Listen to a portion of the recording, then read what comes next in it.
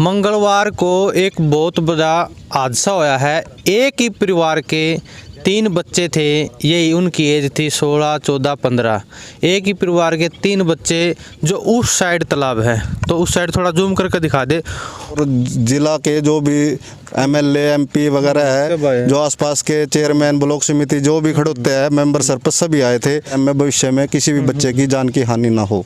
चलो जी, बहुत कि ये जो परिवार के बच्चे थे वो बहुत ही गरीब परिवार से थे। अच्छा भाई जो देखो नुकसान हो गया है, बच्चों की जान हानि का नुकसान हो गया, उसका तो अब कुछ किया नहीं जा सकता। गजब हरियाणा मीडिया देखने वाले सारे दर्शकों ने रवि नागर की प्यार भरी राम राम। दोस्तों, फिलहाल हम मौजूद हैं पानीपत के एक गांव गढ़ सरनाई में। तो फिलहाल आप मेरे पीछे देखने लग रहे हो, तालाब है। ये सरकार की तरफ से खुदवाए गए हैं। एक उस साइड तालाब है बहुत बड़ा, और एक इस साइड है।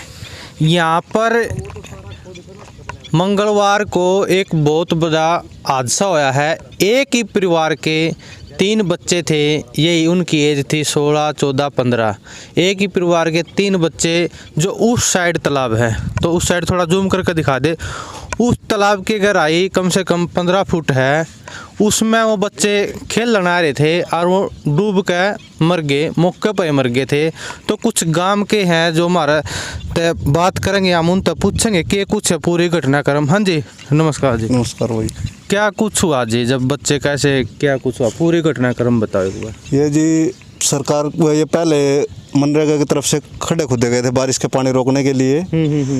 तो सरकार की नई स्कीम आई भाई, पानी का जल स्तर जो है वो काफ़ी नीचे चले गया है, उसको उभारने के लिए, ऊपर ले के लिए भाई बारिश का पानी इकट्ठा किया जाएगा हर गांव में। ये गांव के सरकार की तरफ से स्कीम है, सेंटर की स्कीम हो या स्टेट गवर्नमेंट की स्कीम हो। तो ये पहले जो जोड़ बना हुआ था इधर, इसमें पानी रखा हुआ था काफ़ी। तो वो पानी निकालने के लिए ये परली साइड में वैसे ही छोटा तालाब बना हुआ है। इसमें 15-20 फीट का गहरा खड्डे मारे गए हैं 2 भाई, ताकि पानी का इससे पानी निकाल कर बनाने के लिए इसको पानी निकाल दिया जाए और इसको बना दिया जाए। तो वो गड्ढे मारकर वो वैसे के वैसे छोड़ दिए।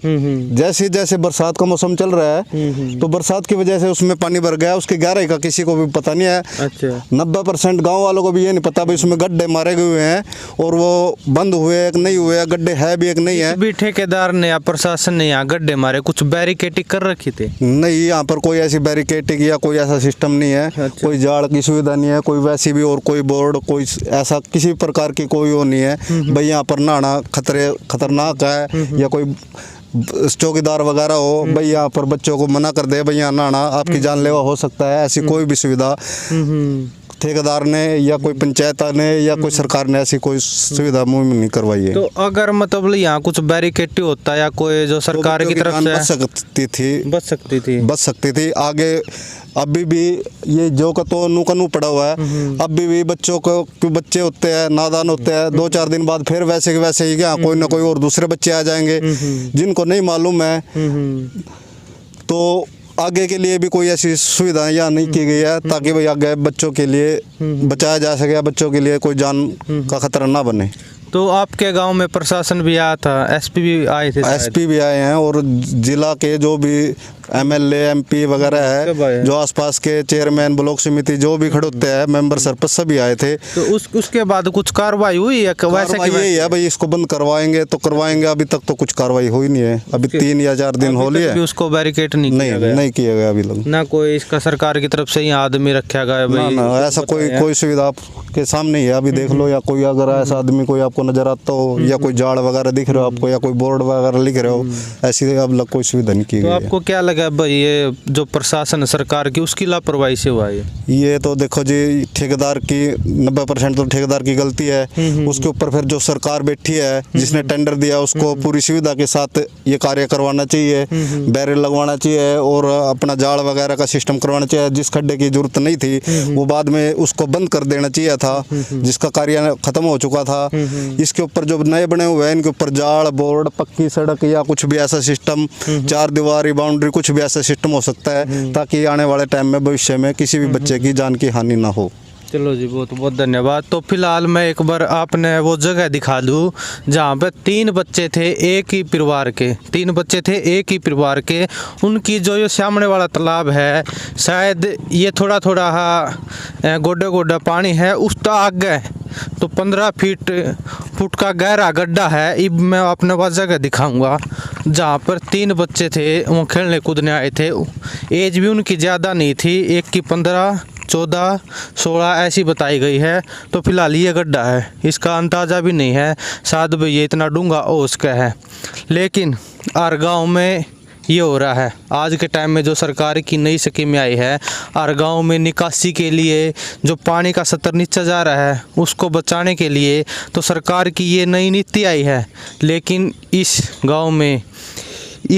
गांव के जो 3 बच्चे हैं वो फिलहाल इसमें डूब कर मर गए हैं।